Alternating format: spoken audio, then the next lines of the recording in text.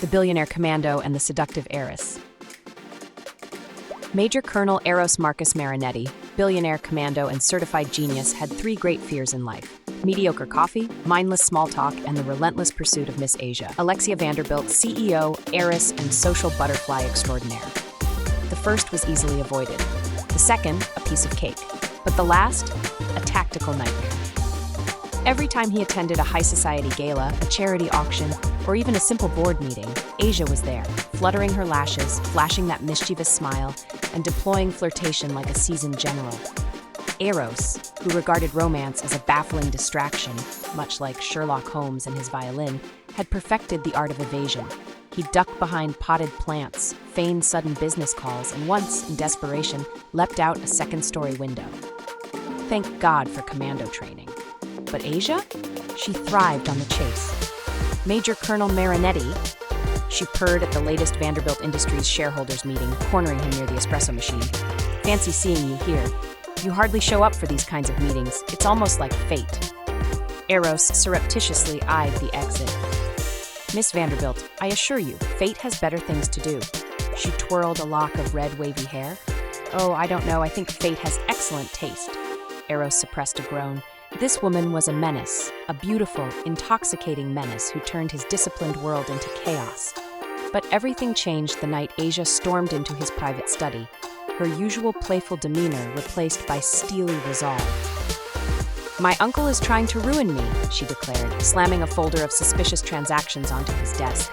Senator Eric Vanderbilt, charming, corrupt, and dangerously ambitious, had been siphoning funds, sabotaging deals, and planting loyalists in Vanderbilt Industries. If he succeeded, Asia would lose everything. Eros scanned the documents, his sharp mind piecing together the politician's scheme faster than the speed of light. This is corporate warfare, and I need your help to win it, Asia firmly decided. Eros exhaled. Why me? She smirked. Because you're one of our wealthiest stockholders and the only man who's ever outmaneuvered me effortlessly. A grudging respect flickered in his chest. Still, he had conditions. I'll help you take down your uncle if you stop chasing me. Asia blinked. Then, with exaggerated solemnity, she extended a dainty hand. Truce. No more seduction. Strictly business. Eros shook it, wary but relieved. Good. What he didn't see was the sly glint in her eye. Meanwhile, in a dimly lit study across town, Senator Eric Vanderbilt sipped his whiskey as a shadowy figure stepped forward. Sir, we have a problem. Miss Vanderbilt just allied with Major Colonel Marinetti. The senator's glass paused midair. Marinetti? That insufferable genius? The spy nodded. They're coming for you, sir. A slow, dangerous smile curled Eric's lips. Let them try. To be continued. Will Asia keep her promise? Can Eros resist her when danger forces them closer? And just how many more windows will he jump out of to escape her charm? Stay tuned. Part 2.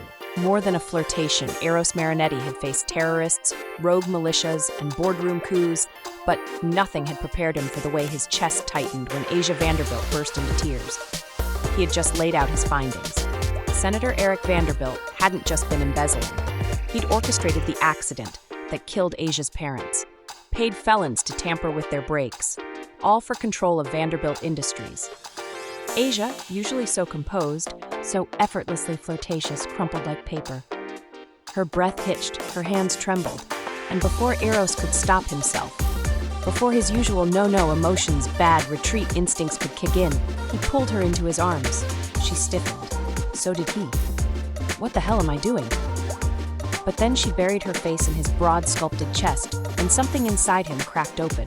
A fierce, unfamiliar urge surged through him to protect her, destroy whoever hurt her. This is not part of the plan.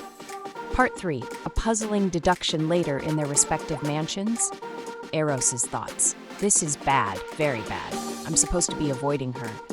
Not wanting to strangle her uncle with my bare hands, not wanting to hold her, and he cut that thought off. His parents would be thrilled. They'd been dropping not-so-subtle hints about grandkids for years. But no, this wasn't about that. This was about justice. And maybe the way her hair smelled like jasmine. Meanwhile, Asia's thoughts. Oh no, no, no. He hugged me, and I let him. And worse, I liked it. She paced her bedroom like a caged tiger. This was not how things were supposed to go. It's always she who chased and would get rid of them once she got tired of them, which was as regular as her changing signature bags. That was the natural order of things. So how did this happen? Now Eros was looking at her with something dangerously close to devotion, and it terrified her more than any assassin ever could. Part 4. The dates, which were definitely not dates. Eros, ever the strategist, found a loophole in their agreement. "We need to discuss the case," he would call her, out of the blue. So they met. At exclusive cafes, at high-end restaurants, at art galleries. Asia nearly fainted when he suggested it. Each time, Eros arrived with new evidence. Each time, Asia tried and failed to keep her distance. "You're smiling at me," she accused him over champagne. "You're not flirting with me," he countered. "This is progress," she scowled. He grinned.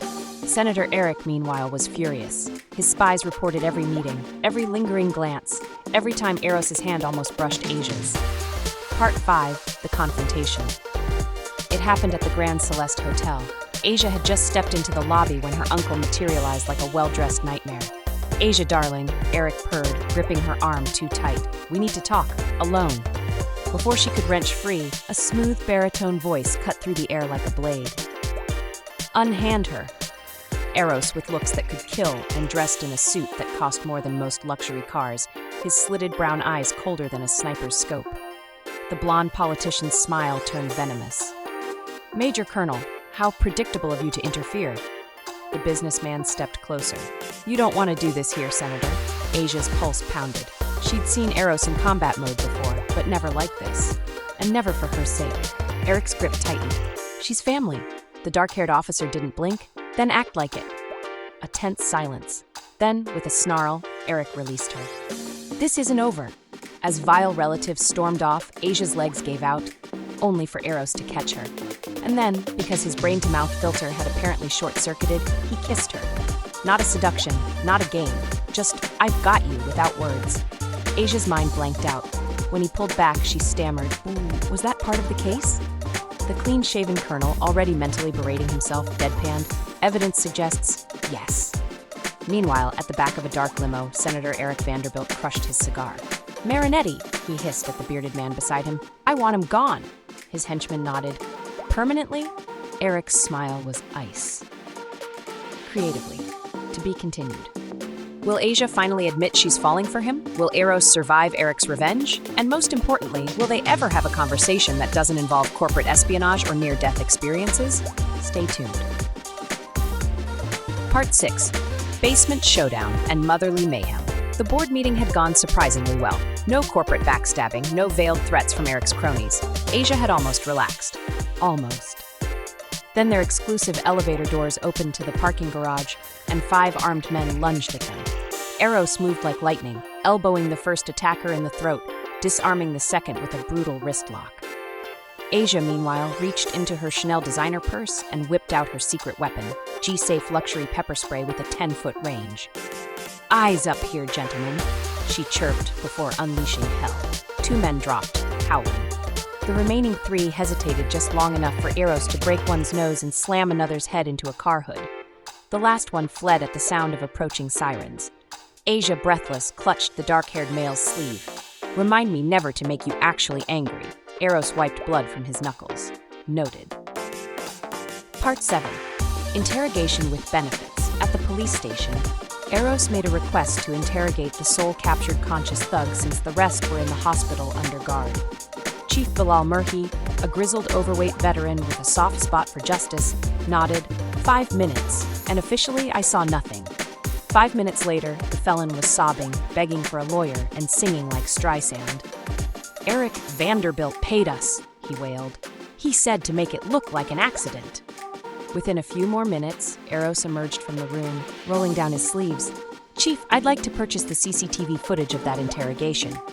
Bilal snorted, then ordered one of his cops to take the recording from the monitoring room. "It's free. I've got a daughter too, you know," he explained as his underling handed the VHS tape to the broad-shouldered army man.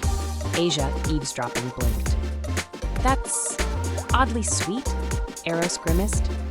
"Now we need to hide you." Part 8. The only safe place. Eros hated this part of the plan, utterly despised it.